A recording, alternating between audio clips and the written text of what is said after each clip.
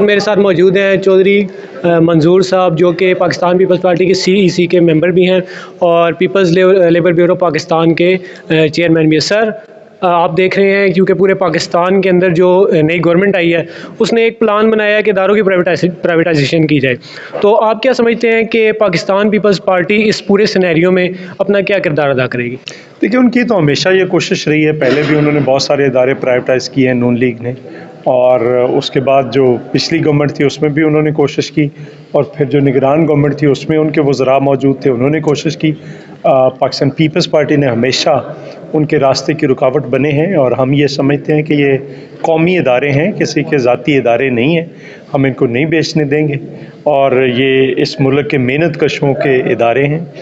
ان کا خون اور پسینہ اس میں شامل ہے، اور اس کی وجہ سے جو ادارے بیچتے ہیں اس کی بنیاد پر یہاں پہ مہنگائی، بے روزگاری بڑھتی ہے، کارٹلائزیشن ہوتی ہے، لوگوں کو بالکل ایک طرح سے مارا جاتا ہے۔ ہم اس کے خلاف ہیں، PIA سے لے کر جتنے بھی ادارے یہ پرائیویٹائز کرنے کی کوشش کر رہے ہیں اس کا براہ راست اثر عوام پر پڑے گا۔ جیسے پہلے سیمنٹ کے، گھی کے، شوگر کے اور باقی ادارے انہوں نے بینکس پرائیویٹ کیے ہیں، تو وہاں پہ ایک بہت بڑی جیسے کوئی ڈکیتی ہوتی ہے وہ ہوئی، تو وہ ہم نہیں کرنے دیں گے۔ جی سر، ایک اور کوشچن ہے کہ کافی جو سرکاری ادارے ہیں ان میں ایک یونین ہوتی ہے، تو آپ کیا سمجھتے ہیں کہ پروفیشنل یونین ابھی ہے کہ جو اس چیز کو روک سکے؟ کیونکہ اکثر دیکھا یہ جاتا ہے کہ کچھ لوگ کام چوری کے لیے یونینزم میں آ جاتے ہیں، آپ کیا سمجھتے ہیں کہ پروفیشنل لوگوں کو یونین میں آنا چاہیے؟ نہیں، دیکھیے، یونین کا تو بنیادی کردار یہ ہے کہ وہ اپنے لوگوں کے حقوق کے لیے لڑتی ہے۔ وہاں پہ جو لوگ محنت کش اس کے اندر کام کرتے ہیں، اس میں کوئی غلط لوگ بھی آ جاتے ہوں گے، لیکن وہ زیادہ تر ٹک نہیں سکتے۔ جو غلط لوگ آ جاتے ہیں ان کو مزدور اٹھا کر باہر پھینک دیتے ہیں، تو اس لیے وہ ایک پروسیس کا نام ہے۔ اگر وہ پروسیس چلتا رہے تو پاکستان کا اصل المیہ یہ ہے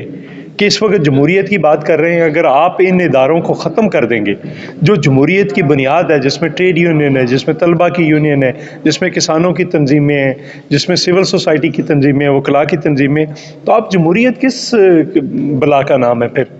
تو اسی وجہ سے جمہوریت کمزور ہے، چونکہ انہوں نے یہ ادارے کمزور کیے۔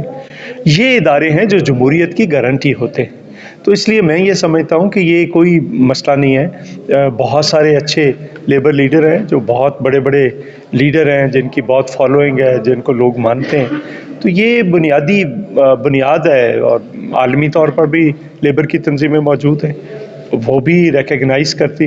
تو اس لیے میں سمجھتا ہوں کہ بجائے اس کے کہ ادھر ادھر کے لوگوں کو پکڑ کر آپ الیکشن لڑواتے ہیں، اگر جینونلی لیبر کے لوگوں کو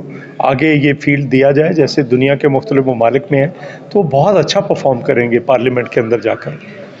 جی سر، لاسٹ میں آپ PLB کے پلیٹ فارم سے مزدوروں کو کیا پیغام دینا چاہیں گے؟ یہ دیکھیں، ایک ہم جدوجہد کر رہے ہیں، شروع کر رہے ہیں پرائیویٹائزیشن کے خلاف، اس میں سب محنت کشوں سے میری یہ اپیل ہے کہ آپ سب اکٹھے ہو کر، متحد ہو کر اس سٹرگل میں، اس جدوجہد کا حصہ بنیں، تاکہ ہم جو محنت کشوں کے خلاف جو مختلف اقدامات ہیں، جیسے پنجاب کے اندر پابندی لگائی گئی ہے، جیسے یہاں پہ پرائیویٹائزیشن کی بات کی جا رہی ہے، یا مہنگائی کے تناسب سے آگے اسینشل سروس لگائی جا رہی ہے، لوگوں کے بنیادی حقوق سلب کیے جا رہے ہیں، اور پھر مہنگائی کے اعتبار سے یہ جو ابھی یہاں پہ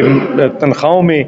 اضافہ ہم مانگیں گے، آگے بجٹ آ رہا ہے، پینشنز کے ایشو ہیں، باقی جتنے بھی ایشوز ہیں، اس پہ ہم نے آج ایک میٹنگ کی ہے۔ آؤٹ سورسنگ تو ایک قسم ہے پرائیویٹائزیشن کی، آپ بالکل اس کو بھی ہم روکیں گے۔ تو اس حوالے سے ہم یہ سمجھتے ہیں کہ آنے والے دنوں میں یہ جو آج کی میٹنگ ہے یہ ایک بنیاد بنے گی، اور آگے سٹرگل جدوجہد کی کو ہم جاری رکھیں گے، اور اس وقت تک جاری رکھیں گے جب تک ہم اس ملک کے محنت کش اپنی حتمی فتح نہیں حاصل کر لیں۔